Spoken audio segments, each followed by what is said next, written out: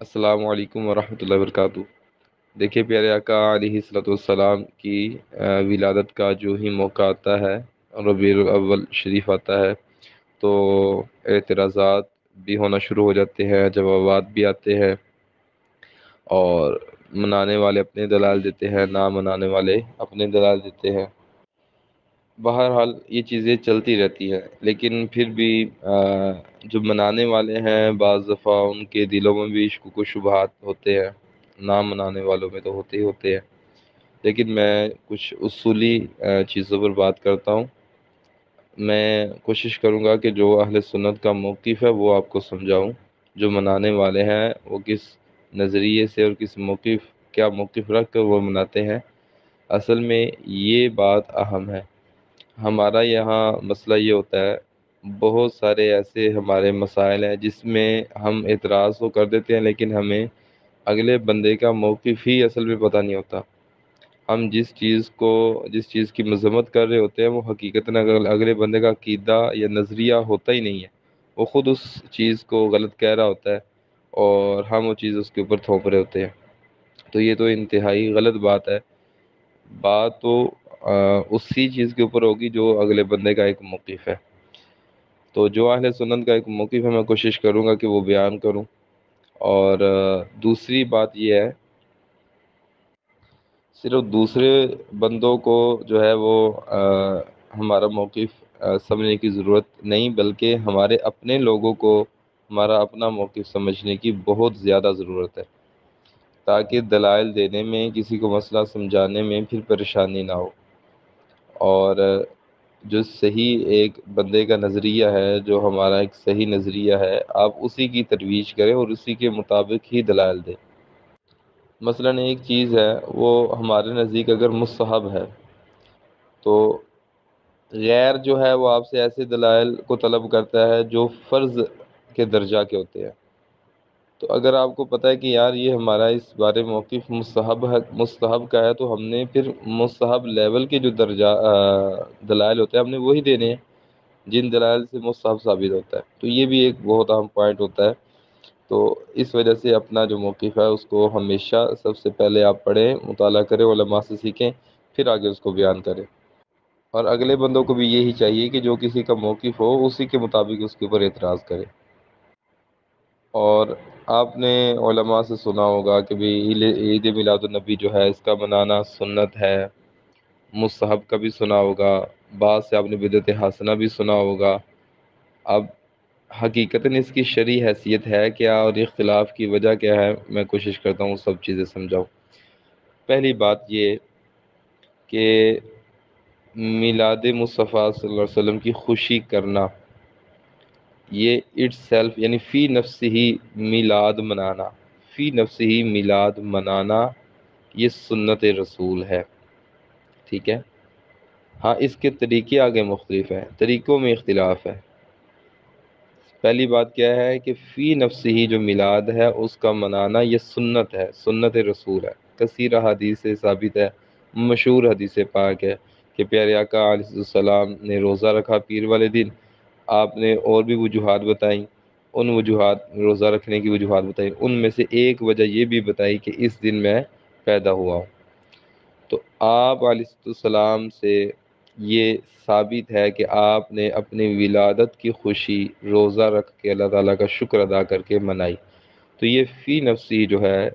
پیارے آقا علیہ السلام کی جو ولادت ہے اس کی خوشی منانا یہ سنت ہے، یہ چیز ثابت ہوتی ہے بالکل، اور اس میں کسی کی دو رائے نہیں ہے۔ اصل میں اختلاف کہاں ہے؟ اختلاف جو ہے وہ مزید آگے جو آج مروجہ طریقے ہیں نا اس پر ہیں، جس طرح کہ جلسے جلوس ہے، لائٹنگ کرنا، یہ ان چیزوں پر زیادہ اختلاف ہے، ان پر زیادہ جھگڑا ہوتا ہے۔ جو منانے سے منع بھی کرتے ہیں نا وہ بھی اسی طریقہ سے منع کرتے ہیں۔ ہاں اگر کچھ سرے سے منع کرتا تو اس کی جہالت ہے، وہ تو بالکل نہیں، وہ گمراہ ہے، اس لحاظ سے کہ جو سرے سے منع کر دے کہ اب کسی طریقے سے نہیں منا سکتے۔ ہاں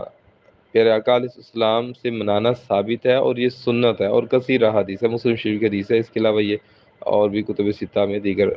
اس کے کئی سارے طرق ہیں اس حدیث پاک کے۔ تو پہلی چیز کیا ہے کہ سنت رسول ہے میلاد کا منانا، یہ ثابت ہے کہ آپ اس کی خوشی کر سکتے ہیں، اللہ تعالیٰ کا شکر ادا کر سکتے ہیں۔ دوسرا دیکھیں اس میں پہلو یہ ہے کہ آگے اس کے جو طریقہ کار ہے مختلف، اب اس کے طریقے رائج ہو چکے ہیں، جیسے جلسہ جلوس ہے، محافل کا انعقاد ہے، وغیرہ وغیرہ۔ اب اس میں یہ سوال کیا جاتا ہے جی کیا صحابہ نے یہ کیا؟ تو بالکل اہل سنت کا یہ موقف ہے کہ بھئی صحابہ نے اس طرح جلسے جلوس نہیں کیے۔ آپ ڈنکی کی چوٹ پر یہ بات کہیں کہ بھئی یہ نہیں کیے، جب نہیں کیے تو نہیں کیے، پھر اس کو خام خواہ ادھر ادھر کی چیزیں پکڑ کر ثابت کرنے کی کوشش کرنا کیا فائدہ ہے؟ اپنے آپ کو کمزور دلائل دینے ہیں اور اپنے آپ کو کچا کرنا ہے، ٹھیک ہے؟ صحابہ کرام سے، تابعین سے جو آج کا مروجہ طریقہ ہے وہ بالکل بھی ثابت نہیں ہے، ٹھیک ہے؟ ہاں، آپ کو شروع سے جو ہے وہ مثالیں ملیں گی کہ صحابہ کرام نے جو ہے نا وہ شکر ادا کیا مختلف مواقع پر، ٹھیک ہے، کہ پیارے آقا علیہ السلام کو اللہ تعالیٰ نے بھیجا ہے، تو آپ اپنی زبانوں سے، اپنے عمل سے یا دیگر اور چیزوں سے شکر ادا ضرور کرتے رہیں، یعنی فی نفسی ہی وہ بھی پیارے آقا علیہ السلام کی ولادت پر خوشی کا اظہار کرتے رہے، لیکن جو آج ہمارا طریقہ اس طریقے سے نہیں، بالکل یہ نہ ہی ہمارا موقف ہے۔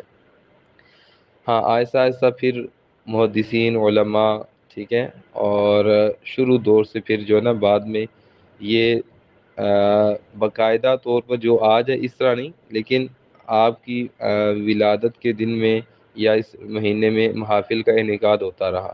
ٹھیک ہے، محافل ہونا شروع ہوئیں، کچھ نہ کچھ صدقہ خیرات کرنا شروع ہوا، اور پیارے آقا علیہ السلام کی سیرت کو بیان کرنا شروع ہوا۔ اب اس پر کیا دلیل ہے؟ اس پر کثیر محدثین نے لکھا ہوا ہے، محدثین، فقہاء، علماء نے کتابیں لکھی ہے باقاعدہ، ٹھیک ہے؟ آپ ابن حجر اسقلانی کو پڑھ لیں، علامہ جلال الدین سیوطی کو پڑھ لیں، ابن حجر ہیثمی کو پڑھ لیں، ٹھیک ہے، اور دیگر بڑے بڑے ائمہ محدثین ہیں، ٹھیک ہے، اجلہ محدثین ہیں، اور علماء کرام ہیں جنہوں نے اس کے اوپر یہ بات کی ہے کہ بھئی یہ جو ہے پیارے آقا علیہ السلام کی ولادت کے موقع پر اس طرح کی یہ چیزیں شروع ہو گئیں کہ صدقہ خیرات کرنا اور خوشی کا اظہار کرنا، روزہ رکھ کے کرنا، یا ویسے اللہ تعالیٰ کا شکر ادا کرنا، نوافل پڑھ کے کرنا، آپ کی سیرت کو اور کردار وغیرہ کو بیان کر کے کرنا، آپ کے مناقب کو بیان کرنا، یہ ساری چیزیں بھی شروع ہوئی۔ لیکن جو یہ جلسہ جلوس ہے یہ بھی بالکل شروع نہیں ہوا، یہ بالکل ابھی ہوا ہے۔ یہ ظاہر سی بات ہے، یہ ریلیاں جب سے ابھی ہونے لگی ہیں، یہ ریلیاں تبھی سے شروع ہوئی ہیں، اشراقہ وغیرہ یہ تھوڑے سے پہلے کے شروع ہو گئے، ٹھیک ہے، یہ بعد کی چیزیں ہیں، لیکن یہ بعد کی چیزیں ہونے کا مطلب یہ نہیں ہے کہ یہ ناجائز ہے، یہ مطلب نہیں ہے۔ ان چیزوں کو ہم بدعت حسنہ کہتے ہیں، یعنی خلاصہ کلام یہ ہوا کہ فی نفسی ہی ولادت کی خوشی کرنا وہ سنت رسول ہے، ٹھیک ہے، اور جو آج کل کا طریقہ ہے یعنی باقاعدہ محافل کرنا، ٹھیک ہے، اور جلسے کرنا، جلوس کرنا، ریلیاں نکالنا، موٹر سائیکل ریلی ہوگی، فلاں ریلی ہوگی، فلاں ریلی ہوگی، یہ بدعت حسنہ میں آتی ہیں، یہ سب چیزیں بدعت حسنہ ہے، یہ اس میں یہ چیزیں آئیں گی۔ یہ قطعاً صحابہ کرام سے یہ چیزیں ثابت نہیں، لیکن ثابت ہونے کا مطلب یہ نہیں کہ یہ ناجائز ہے، اچھا کام ہے، اس پر ثواب بھی ملے گا، اور اس طریقے سے میلاد بنانا یہ مستحب ہوگا، اگر کوئی اس طریقے سے میلاد بنائے گا تو مستحب ہوگا، اس کو ثواب ملے گا۔ اور یاد رکھیں یہ جو مروجہ طریقے کی میں بات کر رہا ہوں، اس میں جو یہ گانا بجانا ہے اور یہ جو ڈول ڈمکا کرنا ہے اور یہ آتش بازی کرنا اور اس طرح کا ناچ گانا، جو کچھ بھی یہ خرافات ہیں، یہ وہ والی اس مروجہ طریقے میں مراد نہیں ہے، وہ بالکل ناجائز ہے، حرام ہے، ان کا نہ اہل سنت کے ساتھ کوئی تعلق ہے، نہ وہ میلاد مصطفیٰ صلی اللہ علیہ وسلم کبھی جائز ہو سکتی ہیں، نہ ان کی اجازت ہے، وہ سب خرافات ہیں، ٹھیک ہے، وہ ان کی میں بات نہیں کر رہا، میں بات یہ کر رہا ہوں کہ جو علماء کی نگرانی میں باقاعدہ اچھے طریقے سے جلوس نکلتا ہے، اس میں پیارے آقا علیہ السلام کی حمد و ثنا ہوتی ہے، اللہ تعالیٰ کی حمد ہوتی ہے، پیارے آقا علیہ السلام کی جو ہے وہ نعت شریف پڑھی جاتی ہے، تلاوت قرآن ہوتی ہے، فضائل و مناقب ہوتے ہیں، اور ایک جلوس اچھے طریقے سے، مہذب طریقے سے، خرافات سے پاک ہو کر جو نکلتا ہے، میں اس کی بات کر رہا ہوں۔ جو اس میں دوسری چیزیں ایڈ ہو گئی ہیں اس کی بات نہیں میں کر رہا، وہ تو بالکل سب کے نزدیک ہی ناجائز ہے، ہمارے نزدیک بھی وہ ناجائز ہی ہے، مروجہ طریقے سے مراد یہ ہے کہ جڑیاں وغیرہ لگانا، اچھے طریقے سے لائٹنگ کرنا، یہ ساری چیزیں کرنا اور پیار محبت سے جلوس وغیرہ نکالنا، میں اس کی بات کر رہا ہوں۔ یہ صحابہ کرام سے بالکل ثابت نہیں ہے، نہ ہمیں ثابت کرنے کی ضرورت ہے، کیونکہ ہم اس کو بدعت حسنہ سمجھتے ہیں۔ اب بدعت حسنہ پر اب دیکھیں اس کا یہ پہلو یہ ہے کہ یہاں آ کر پھر بدعت کے اوپر بات ہوتی ہے کہ بھی بدعت کی دو قسمیں ہیں۔ اصل میں جو اہل حدیث حضرات ہیں ان کے نزدیک بدعت کی ایک ہی قسم ہے، وہ ہے سیئہ، یعنی کوئی بھی شے وہ بری ہے، جو پیارے آقا علیہ السلام کے زمانہ میں چیز نہیں تھی اور بعد میں آئی ہے، وہ ان کے نزدیک بری ہے، ٹھیک ہے۔ جبکہ بڑے بڑے علماء محدثین کو آپ پڑھیں، وہ اکثر محدثین جو ہیں وہ بدعت کی دو ہی قسمیں کرتے ہیں، بلکہ 5 قسمیں تک کی گئی ہیں۔ بدعت حسنہ اور آگے بدعت مستحبہ ہے، بدعت مکروہہ ہے، حرام ہے، ٹھیک ہے، اور بدعت واجبہ ہے۔ اس طرح کی قسمیں کی، بنیادی طور پر بدعت حسنہ اور بدعت سیئہ دو ہے۔ یعنی اب اس مسئلے کو سمجھنا ہے کہ یہ بدعت کیا چیز ہے۔ ہمارے نزدیک بدعت وہ آئے گی سیئہ میں، یعنی بری بدعت وہ ہوگی کہ جو کسی سنت کے مخالف ہو اور قرآن و سنت کے کسی اصول پر وہ اس کے مخالف ہو، اور کسی اصول پر آتی نہ ہو، قرآن و سنت کی کسی دلیل پر اس کو قیاس نہ کیا جا سکتا ہو،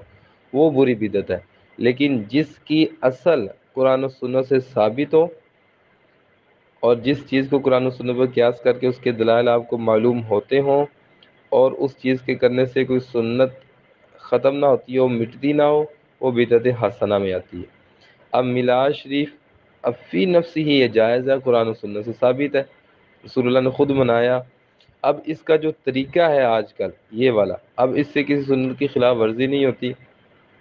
قرآن و سنت اس کی جو اصل ہے وہ پیچھے سے ثابت ہے، میلاد مصطفیٰ کی خوشی کرنا۔ اب اس کا جو طریقہ کار ہے وہ ہمارا الگ ہے، یہ بدعت حسنہ میں آتا ہے، جلسے جلوس وغیرہ کرنا۔ لیکن جو لوگ کہتے ہیں کہ جی بدعت کی صرف ایک ہی قسم ہے کہ جو کام رسول اللہ کے زمانے میں نہ ہو بعد میں آ جائے تو بس وہ برا ہی برا ہے،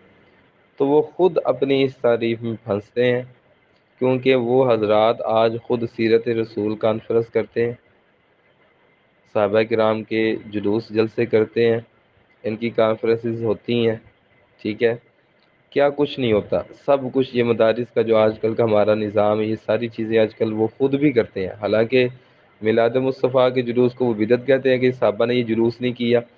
اور عظمت صحابہ پر وہ جلوس جو ہے ان کے لیے جائز ہو جاتا ہے۔ تو یہ کب صحابہ نے کیا، یہ تابعین نے کی، کسی نے یہ نہیں کیا، اور اس کو کرتے بھی وہ ثواب سمجھ کے ہیں، ثواب سمجھ کے اس کو بھی وہ کرتے ہیں،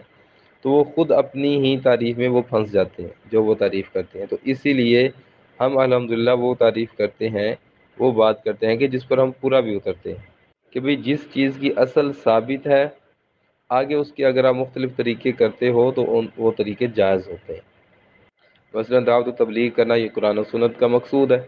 قرآن و سنت سے ثابت ہے۔ اب اس کے مختلف طریقے ہیں، جیسے سوشل میڈیا کا استعمال ہے، مدارس کا قیام ہے، نصاب اس میں شامل کیا گیا، اور دیگر کئی علوم و فنون آیا، علم صرف آیا، نحو آیا، علم تفسیر آیا، اصول حدیث آیا، کتنے ایسے علوم آئے جو بعد میں آئے۔ تو کیا یہ صحابہ کے دور میں تھے، پھر آقا علیہ السلام کے دور میں تھے؟ تو اب ان کا کرنا بھی ثواب ہے، کیا کرنا ہے ان کا ثواب نہیں ہے سمجھتے؟ تو یہ بات ہوتی ہے۔ مختصر بات یہ ہے کہ میلاد نبی صلی اللہ علیہ وسلم کی خوشی کرنا یہ سنت رسول ہے، ٹھیک ہے، آپ سے یہ ثابت ہے۔ آگے آج کا مروجہ طریقہ ہے جو خرافات سے پاک، خرافات والے کی بات نہیں کرتے، خرافات سے پاک ہے جو مروجہ طریقہ ہے، یہ بدعت حسنہ میں آتا ہے۔ اگر کوئی سمجھتا ہے کہ یہ بدعت حسنہ میں نہیں آ سکتا، بدعت سیئہ ہے، تو پھر اس کی سیرت رسول کانفرنس بھی بدعت سیئہ ہے، اس کو کہے وہ بدعت سیئہ، جتنے جلسے جلوس ہو رہے ہیں سب کو وہ بدعت سیئہ کہے، پھر ہم دیکھیں گے نا کہ وہ کیسی وہ بچ کے اس سے نکلتا ہے جو ہم پر وہ اعتراض کرتا ہے، وہ تو پھر خود پھنسے گا۔ باقی رہ گیا امام بخاری امام مسلم کا منانا، تو ان سے یہ پوچھے کہ آپ کے نزدیک اب یہ دلیل بن گئی ہے کہ امام مسلم نے اگر کیا یا امام بخاری نے اگر کیا ہے تو پھر ہے، اب قرآن حدیث نہیں رہا، تو اب قرآن حدیث سے یہ نیچے امام بخاری امام مسلم کے عمل پر آ گئے ہیں۔ امام بخاری امام مسلم کا عمل ہمارے لیے حجت نہیں ہے، ہاں دیگر محدثین اور بہت سارے محدثین سے ثابت بھی ہے، ٹھیک ہے، ان سے بالکل تائید و تصدیق ہوتی ہے کہ بھی نیچے ائمہ نے کیا کہ نہیں کیا، تو بالکل آپ دیگر ان کے ہم اثر محدثین کو پڑھیں، اوپر نیچے پڑھیں، آپ کو پتہ چل جائے گا۔ یہ اوپر فتویٰ سینڈ کیا ہے، اس میں بھی کئی جو حوالہ جات ہیں کہ بڑے بڑے ائمہ جو ہیں انہوں نے اس میلاد کا جو ہے اس کو جائز قرار دیا ہے، جب جو چیزیں وہاں تھیں انہوں نے اس چیز کو جائز قرار دیا، صدقہ خیرات کرنا، محافل وغیرہ تب یہ شروع ہو گئی تھی، لیکن جو باقاعدہ یہ جلسے جلوس ہیں یہ ابھی یہ شروع ہیں، تو یہ بدعت حسنہ میں آئیں گے۔